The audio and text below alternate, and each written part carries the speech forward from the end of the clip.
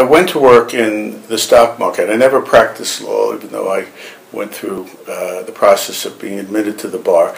I went straight to Wall Street, where I thought that I'd be done in a couple of years and wealthy forever. And then I encountered my first bear market and discovered I wasn't a genius and that it wasn't really fun to be there with your happiness determined by the Dow Jones Industrial Averages. So my wife at the time, Julia Phillips, was working in the movie industry for a new company, first artist that had not made movies yet, but met Tony Bill. Tony told us that there was something going on in Hollywood that he thought was really strange, which was that there were all these really talented people coming out of film school and they couldn't get arrested.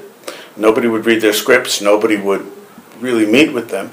And wouldn't it be, interesting if we had a little money to develop scripts or option scripts with these people? And it sounded great, and we shook hands on this and started the process of looking for material. And we got very fortunate in that one of the first things that Tony sent us was, we were living in New York, Tony was in LA, and one of the first things he sent us was an audio tape he made of a UCLA film school grad student who wanted to write a movie about con men, David Ward. And Tony had gotten excited about it and recorded it, sent us a cassette, and it was amazing. It was just so exciting, his idea. This was the sting, obviously. And I said, well, can he write? So he sent us a sample of his film school thesis, which was Steelyard Blues. And we loved it. And so we pooled all our resources, and we had $2,500, and the Bill family had $1,000. We offered it all to David Ward for an option on the yet to be written screenplay, The Sting, and we asked him to throw in to the deal the Steelyard Blues, and his agent gave us a 4-month option on Steelyard Blues, but we didn't realize that that was completely worthless. 4 months is not enough time to even exchange 2 sets of phone calls. But miraculously, we gave our script to, at that time, one of the youngest agents in town, Mike Medavoy, who went on to have a great career as a producer and a studio executive. And Mike represented, I guess his highest profile client was Donald Sutherland. And Donald, he gave the script to Donald, Steelyard Blues, and Donald, who was extremely active in the anti-Vietnam War campaign, and his girlfriend at the time was Jane Fonda, and they were going around the country doing coffee house shows, anti-war shows near army bases, and they ran out of money. So Donald said he wanted to do it, and he got Jane involved, and they had just come off Clute, for which she won an Academy Award a year earlier. Their condition was that we used the director of their anti-war shows, who was a talented young man, Alan Myerson, but he had never made a feature film. And we rushed into production, and there we were. So 2 months after we formed our company, I was in LA finalizing a deal with Warner Brothers to finance Steelyard Blues and rushing into production to get the film ready in 3 or 4 months because Jane Fonda was only available for a specific window. So we found ourselves almost instantly in the movie business with a go picture. We didn't know what we were doing. Nobody on the movie knew what they were doing. How did you work with a director who, did he have any camera experience or any? He had some, but we had first-time director, first-time cameraman, first-time art director, and stars who broke up on the eve of production in a love, and they were supposed to be lovers in the movie. So it was excuse the pun, star-crossed from the beginning. And it was really a mess. It was a great script. I sort of see it as a sacrificial lamb on the altar of my career in some ways, because the Warner Brothers studio executives, who were Dick Zanuck and David Brown, they scratched their heads at the film and the test audiences, and they did something outside the rules. They gave us, the producers, a print of the film, a moviola, an office, and a year to do what we wanted, but don't tell them, and pretend this was outside all the union rules. So, in the course of a year is where I really got my education of actually hand splicing and learning. This is the film, so piece of film. Physically edited the film. Tried had the luxury of all this time to really try, experiment, do what we could, and and really learned, oh my God, this is why we're in this predicament, because we have this footage instead of what we should have had. And I'd like to say therefore we turned the film into a great success. It didn't happen that way. We made it 5% better, not 100% better. But it was a great education, and I really think you learn more from a failure than you do from a success. But by the time it flopped, we were already in production on on a film with the two biggest stars and the biggest director in Hollywood, because David Ward's script was so good, it's still the best script I've ever read, that everybody wanted it. How did you come about hiring George Roy Hill? Was that after Newman and Redford had committed, or was that... No, this was a sort of an odd process. It was Universal Studios, and we had Robert Redford's interest, but not commitment. And we sold the script to the executives, at that time the executives at Universal were Richard Zanuck and David Brown, and but it was a highly competitive situation, and we had all kinds of approvals, and it really went to our head a little bit. But the business affairs head at Universal, named Rudy Petersdorf, slipped the script to George Roy Hill, who Universal had an overall deal with, and he shouldn't have, and we were very upset that he went around us to do this. But the truth is, we were very lucky, because George Hill was coming off a string of wonderful films, and had recently done Butch Cassidy and the Sundance Kid. So George came on board, and he, through Butch Cassidy, become close to Paul Newman, and Paul was in London shooting a film, and George sent him the script, because they always sent each other their scripts, just to say, here, you want to read something cool, this is going to be my next movie. And Newman called him from London saying, this is great, I want to be in your movie. And George said, I'm sorry, but we already cast Redford. He said, no, I want to play Gondorf. And so we were thrown, because when you look at the movie, this thing, you say Paul's the natural. I mean, he's so perfect in the role. But actually, in the script, the part was written for Peter Boyle. He was a fat, slovenly, over-the-hill guy. He only works in half the movie, and Newman worked, if you really look at this thing, he's not even in it for the first 20 minutes, and it's really, didn't work a lot of days. So, and he was the opposite from the concept that we had all been talking about for the past month.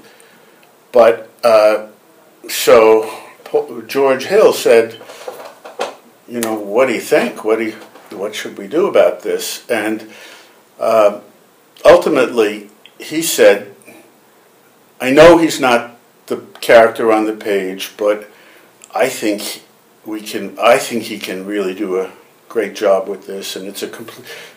So we turned him into the classy, elegant, good-looking guy that he is or was. Well, I guess there's sort of a resemblance of that one. You introduce Paul Newman, where he's kind of waking up from that drunken stupor. Yes. You kind of imagine Peter Boyle. There's a bit of it. Yes, that's it. Kind of Except keep that guy all the way through the movie, yeah.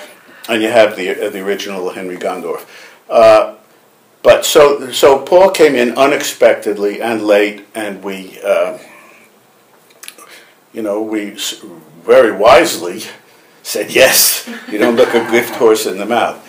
And actually, the real issue that stopped us was, this was raised by David Ward, and we really struggled over this, is that in order for this thing to work, you really have to believe that Johnny Hooker betrays Henry Gondorff.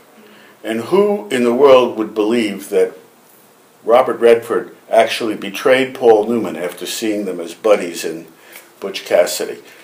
So that was, and if you look at this thing very carefully, the seeds are planted, because we were going uphill against the preconception. So when George said, "I think I can make this work," and we said, "Okay, let's go for it." Did George Roy Hill have any particular kind of point of view that he shared with you before he came on, in terms of how he saw the script being shot, or any changes he wanted to make? He did, and his fundamental. No, we talked about it quite a bit, sure, because strangely enough, we were in the position of being able to hire or fire, bring him on or not, and it was really stupid, because we should have just been on our knees with gratitude. But George said, "I want to make the script that David Ward wrote was more of a Depression-era gritty tale. The textures were different." And George said, "I want this to be like the Saturday Evening Post. I want it to be glamorous and elegant and no runny noses." I remember he said, "I don't want to see that." And again, this is the process of filmmaking. You go in very often with a vision that you think, "Yeah, this is great. This is the way we all like it." And something comes along that makes you reconsider. And your first impulse is always, "Oh no, that's terrible. It's wrong. It's not what we've been thinking." But again, when it's George Roy Hill, you stop, you listen, you think about it, and he articulates. And his enthusiasm for the idea, you could see he was onto something that he really wanted to do. And that whole idea of chapters, the script has chapters, titles is broken into chapters, but the whole page-turning thing with the Saturday Evening Post illustrations, that's George's touch. That's kind of the way he saw the film, and makes you think of it in that nostalgic, as a piece of nostalgia. The credits to this thing, it says like you get a credit as producer, but then it says like a Brown Zanuck presentation. I always wondered. Yeah, they had no producer credit. This is actually a case where they were executives at Warner Brothers, and we went there and said, you were so great to us, giving us a year with Steelyard Blues. We want you guys to have first shot at it, but we can't. And then they were there as executives, but then they announced the producing deal, and they wanted to also have a producing involvement. We said, "No, we can't agree to that, because you have such high profiles that we'll get lost in the shuffle."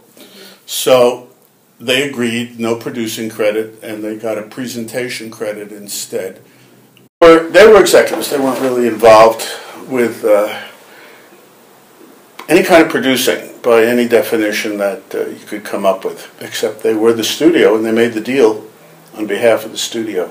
Because today it would almost seem, because today you see like 20 producing credits on a movie, executive producer, and that's kind of the Well, the whole role of producer has changed. I mean, you need 20 people to bring a movie together today, but producer in the 70s was the entrepreneur who came up with either the idea or the material and got the ball rolling, and brought the elements together.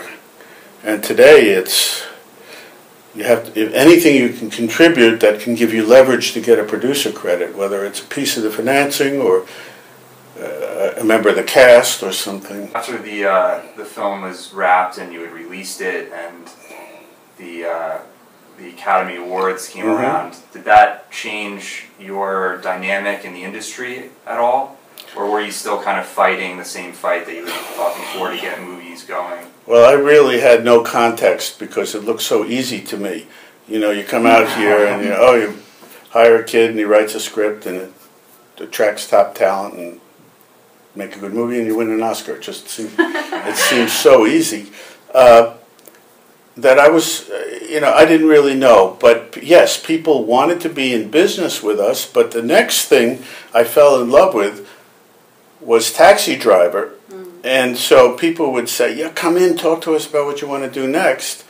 And they bring out this weird script about, and they'd be looking, where's Paul Newman, where's Redford or Hill or something? No, we have this young kid, Scorsese, who is really talented. He hasn't made anything that you've heard of, but he made Boxcar Bertha. But so it definitely got us into the doors. It opened all the doors. But it still took 3 years to get the next film made because that film was Taxi Driver. And Taxi Driver was scary to the Hollywood studios, and even Columbia Pictures, who made the film ultimately, never liked it. They never had much confidence in it. I mean, bless them for having financed it. At what point did you consider bringing Martin Scorsese on? Because it was originally just Paul Schrader's scripts. Paul, yeah, Paul.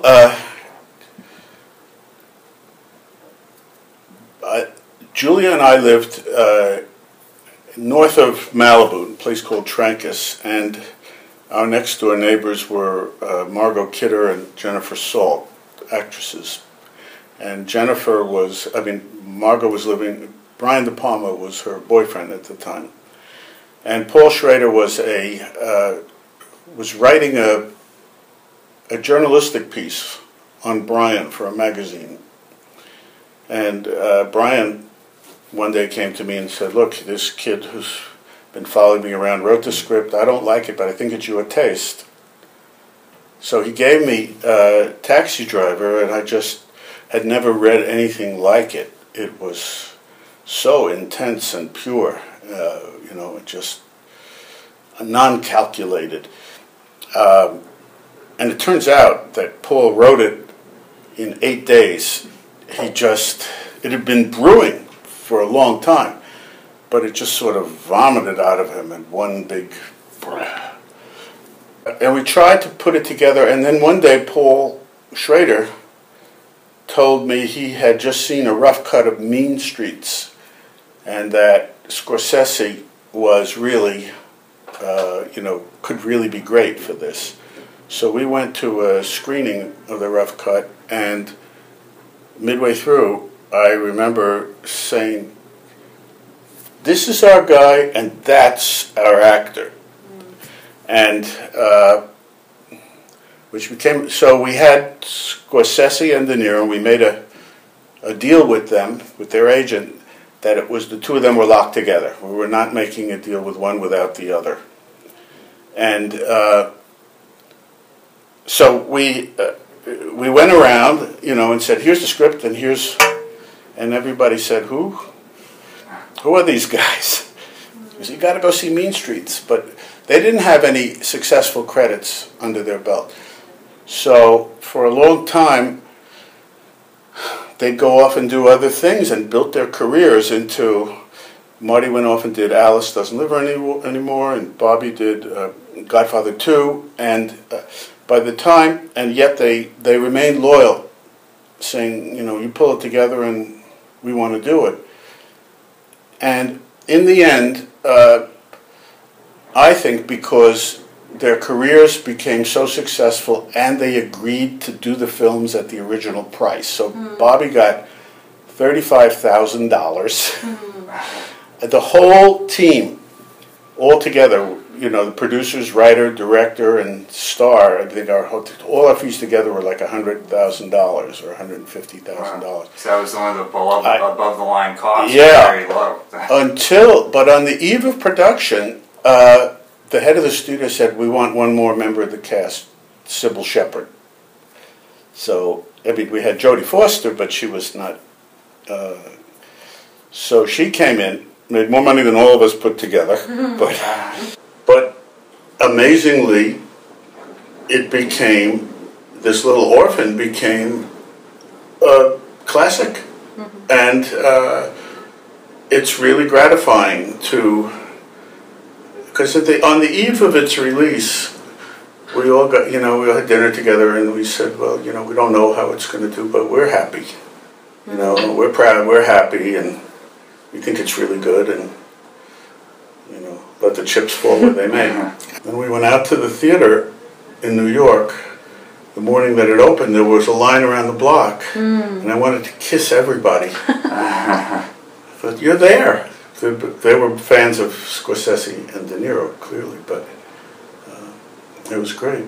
I was reading, too, that during the shooting, New York was kind of in a limbo period of that time where the city really hadn't been rebuilt and had kind of been abandoned, and I guess during shooting there were like gangs that were intruding on the set. The whole West Side was pretty much a bunch of condemned buildings, Columbus Avenue, abandoned condemned buildings, really falling apart, and a lot of junkies, and but that was the cheapest real estate, so we got ourselves a condemned building actually, and fixed it up to be Iris's apartment and Travis on one floor, Travis's apartment on another floor. But it was such a tough neighborhood that we had to hire one street gang to protect us from another street gang. Wow.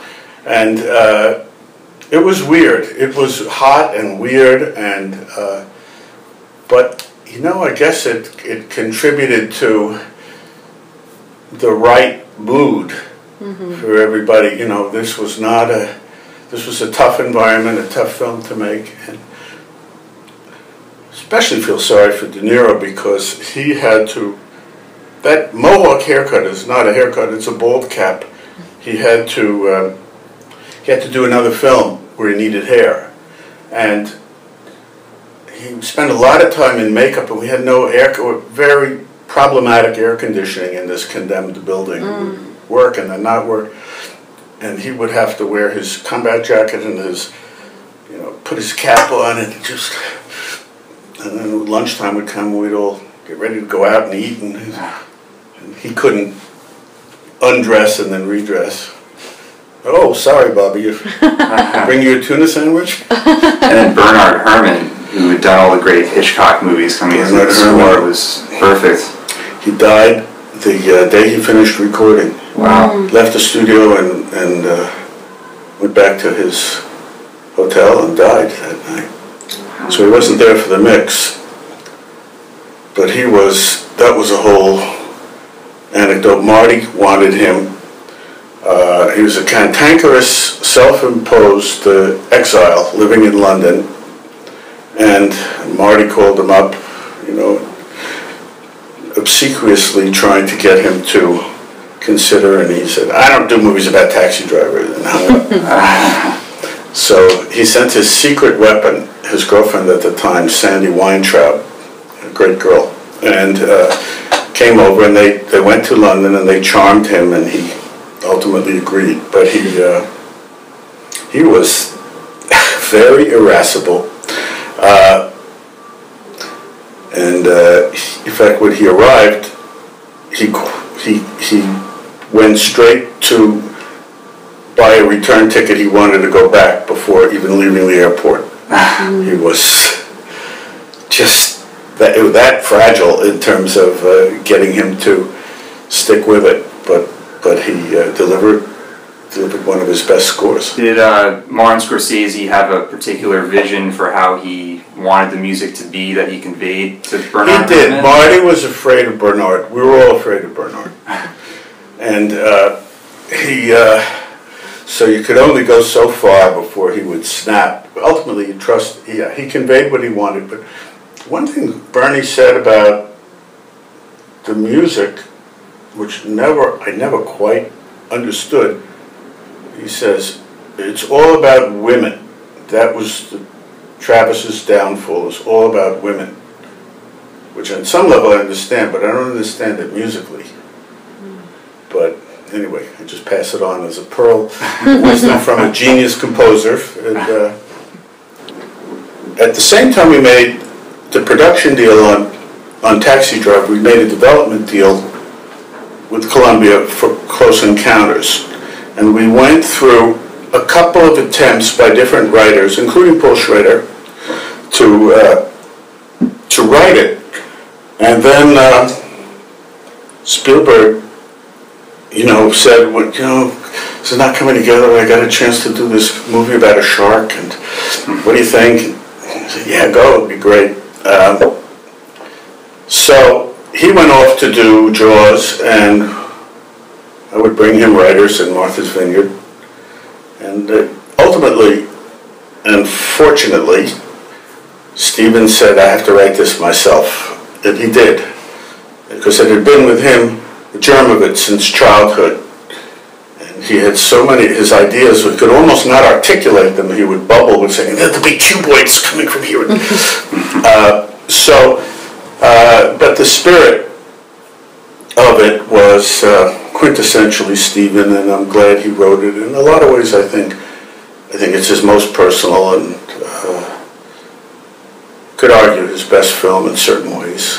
What was great that it was a genre science fiction film, yet it really delved into the family dynamics that were going on with Richard Dreyfuss and Terry Garr. And that's Stephen's talent, is he brings it down to, he makes it real. He gives real people. By the time Stephen was available to do Close Encounters, there was no saying no to him, because he had made the most successful film of all time. Columbia Pictures was on the brink of bankruptcy. They bet the farm on this film. And, people could say, Steven Spielberg, UFOs, I could see that being visually exciting. And so it was kind of the opposite of Taxi Driver. Instead of being an orphan, it was like the whole crown jewels of the studio, but the pressure was unrealistically, unbelievably intense. There were bankers on the set. There were, it was just so precarious. Because they were going through such financial problems, Columbia Pictures, did they make you kind of deliver a preliminary budget to kind of guarantee what you were going to spend? The budget process, well, it's a dance, and everybody postures. Can't have more than this, and then the director says, well, you have to, or this. But in the end, if they really wanted to bet the farm, bet the future of the studio on a Steven Spielberg film, they had to give him what he needed, what he wanted. And so the pressure was always on, but fortunately they ultimately said yes to the vision. And the budget kept going up, and every day it was a drama and hair pulling out, and it went from 17 million, it came in at 19. So it's not the crime of the century, but you would have thought it was by the way, the way everybody was freaking out over this. In Hollywood, which loves catastrophe on someone else's shoulders, was buzzing around with rumors, oh, it's a disaster. In fact, one of the perverse pleasures I got out of the film was that we held a preliminary screening, the first cut of the film, in Dallas, and kept journalists out. And then New York Magazine published a review of the film, unfinished film, because the writer wanted to jump the gun and be a hero, and it was, and he panned it. He said it's going to be a colossal flop. It's terrible, which was odd because the audience was loving it in the theater. But it was great to see him eat his words. Did you guys always have in mind to have Richard Dreyfuss for the lead role? No. Steve McQueen was actually Steven's first choice. I turned it down. No, that idea floated around, but ultimately I'm glad we don't have a superhero in the role. A nice, ordinary-sized guy with ordinary problems. As I say, I said before, you go in with a vision and you think you're right, and then something comes along that's the antithesis of what you were saying or thinking, and it turns out to be better, or to be a lucky break. And screenplays are almost like a foundation to build upon, and once a director comes in, and that's another element. He has to bring something new, or if he can bring something that you haven't thought of and put into the script or with the writer, then he's not contributing more than executing. And in post, were the special effects challenging, or did they come together as everybody had envisioned, or? New terrain, a lot of new terrain. We were advancing the state of the art in a lot of areas, and so a lot of equipment we had to build and techniques we had to develop through trial and error.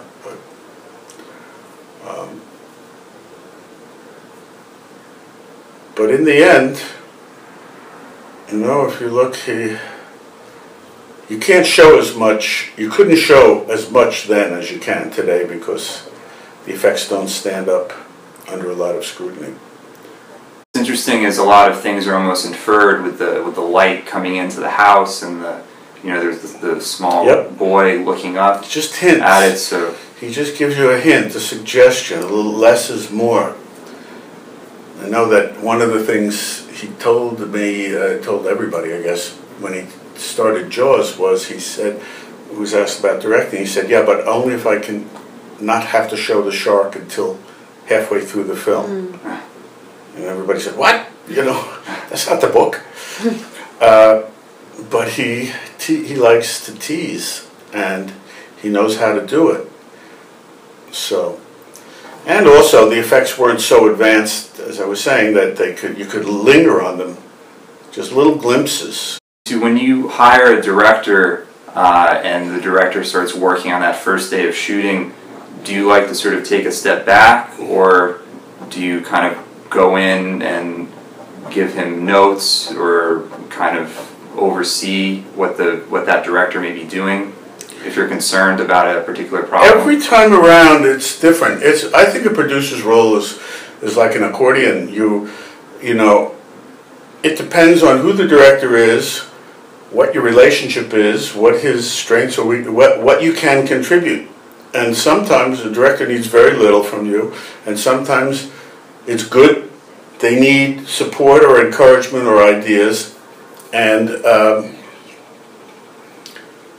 I believe it's good to just be on the set all the time, because even if you only spot one or two things during the shooting day, at the end of the shoot, that's 100 little things that could, that's a contribution.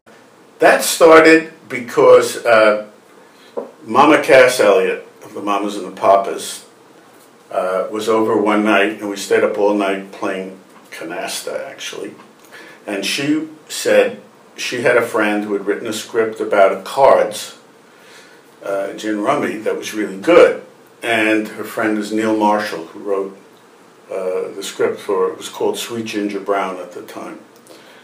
So I read it, and I really did like it, and we got involved, and couldn't do much with it. Neal did a bunch of changes. It was a very long script, originally about 150 pages.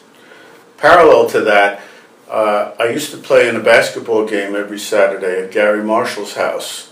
And Garry was very successful in television, and he had made one film, Young Doctors in Love. He said he wanted to do a coming-of-age story, what he told me. He'd really like to do that. I said, well, you should read this script. I gave it to him, and he liked it. And And that was great. And he was, at that time, a major star at ABC. And ABC had a movie company called ABC Motion Pictures. And so we brought it there, and they wanted to do it. This is how producers have to think. You have to see where the opportunities may lie. And Garry got deeply involved with supervising rewrites and in the process, writing himself. And in the end, we felt we wanted somebody who was really good with characters in a certain way, and brought in Bo Goldman. And Bo, I think, he never said this out overt, but I really think it's true, is that Garry's filmmaking is not an artistic style filmmaking. He's funny guy, and has great instincts for how to move people. But when Bo saw the first cut of the Flamingo Kid, I think he was appalled. I guess he just didn't believe that it was going to be. It turned out to be a very well-liked film. In fact, it's more popular than its performance, because there's digression, but ABC Motion Pictures at that time had a deal for its films to be distributed by 20th Century Fox. And then Barry Dillon moved to 20th Century Fox, took a look at the deal and said, I can't make any money under this deal, let's rearrange it. And the head of ABC said, no, this is our deal. So Barry said, fine. And he spent exactly the $2 million, and then we were the #2 picture in America behind Beverly Hills Cop. And I opened the newspaper, and I can't find the movie. And Barry said, we're done, we're not spending another penny. It's a bad deal for us, why should we spend money? So it quickly disappeared while it was very, very hot film. And but somehow it got seen. And people from Kansas tell me, oh, I love that picture. It wasn't a beach club. We had a tennis club or a golf club or something. But somehow it's a very beloved picture. Making a Garry Marshall film is so much fun, because Garry makes the set a laugh a minute, and he's a great guy and a terrific heart, and it was just a lot of fun.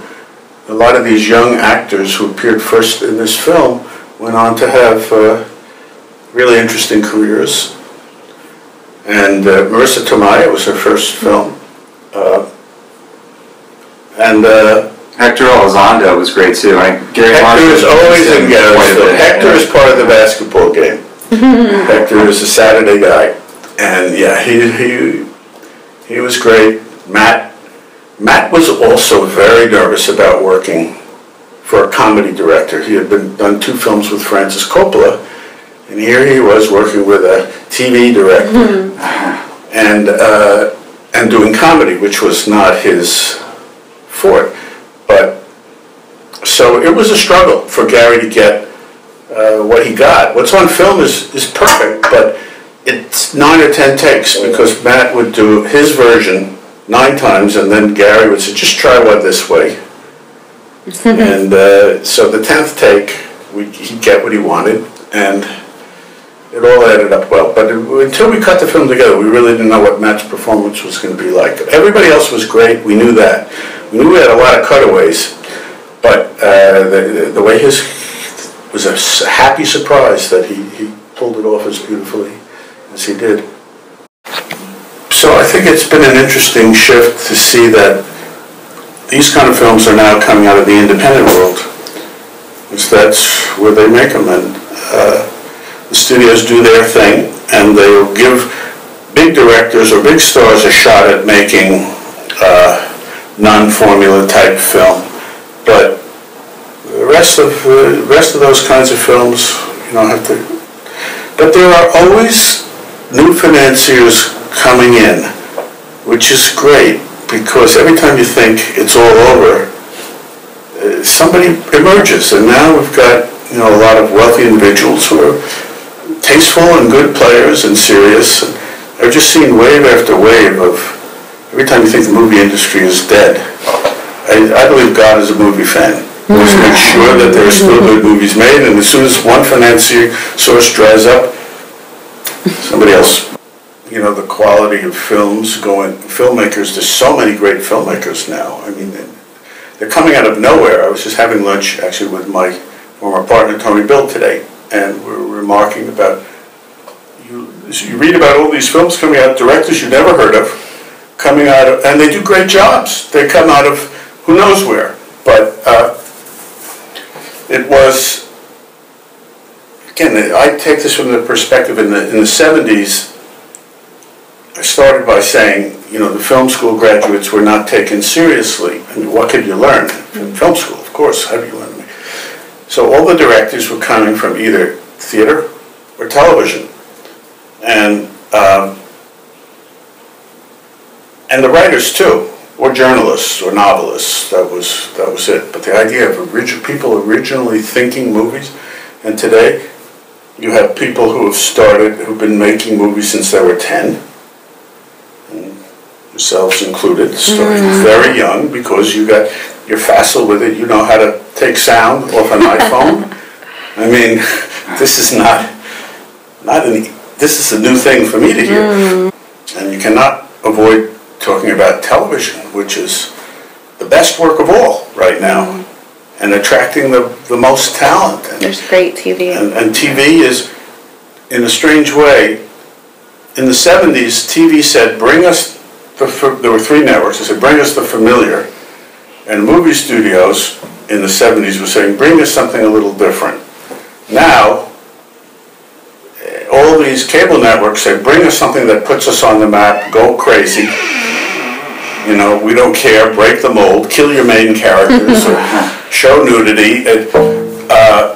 And the studios, it's reversed. They say, nope, something simple, formula, something we all know about. So it's attracting a lot of the writers and directors are jumping at the chance to do something that breaks the boundaries and getting great work. What do you think are the most significant changes you've seen in how a producer functions compared to when you began and now, if there have been any? I don't know what a producer does anymore, by looking at the credits. Yeah. I'm sure there's somebody there among the 20 who was the dreamer, who fought for the idea and pulled the first key elements together. So I don't know. You need a scorecard. You need somebody to tell you, well, this person stayed in Czechoslovakia, this person was on the set. But yeah, it's a confusing thing. The Producers Guild has taken steps to try to limit the proliferation of producer credits because they're easy to give out instead of money. The financier says, here, you get a credit. You got $50,000 less, but you get a credit. But the role, I don't know how to answer that. I had a really weird experience with the last Mimzy, in which, as a producer, my director was also the head of the studio, Bob Shaye. Head of Newman. Yeah. Which was like trying to hold on to a race car as it's driving around the track. I didn't know what to do or how to do it or how to be effective. So that was really a novel experience. It ended up being fine, but it's always different. What was it like, especially in the beginning, being like a husband and wife producing team? Was that, because you go to work great. And it was great. No, we were neophytes, and we were just, it was exciting, and we shared the experience and the adventure and the ups and downs, and Julie was really early for for a woman. I mean, she was one of the very first women to be in this, and it was a constant battle for her to get taken seriously. Imagine. Even though she was very strong and very smart, but the consciousness at the time was to dismiss women as serious, certainly in the role of producer. But she helped redefine that, for sure. If you could define a producer, how would you define it, in a sense? If you feel like there's a specific role that you have that... Or that it should have. Keeper of the flame. That's what I think. Somebody that just is burning with some kind of vision and belief that has to keep the director involved, and you communicate. I can't sell something I don't really love myself. That's a problem as a producer, because it makes life hard. But if I really love something, I stick with it. I have two types of projects. One that looks like an opportunity, and if that doesn't come together within 2 months, I say, okay, that's it. And the other, which I'll stick with, that one I just mentioned with Bob Shaye, 13 years. Wow. Flamingo Kid, 9 years. Now, it's not the only thing, because you have the other things, but it takes sometimes a very long time for the stars to align. But you know that it will. You just check your gut. If the passion is still there, if you're still excited, you have no choice. You're going to have to ramp it up again and go out and make the phone calls and the meetings and push.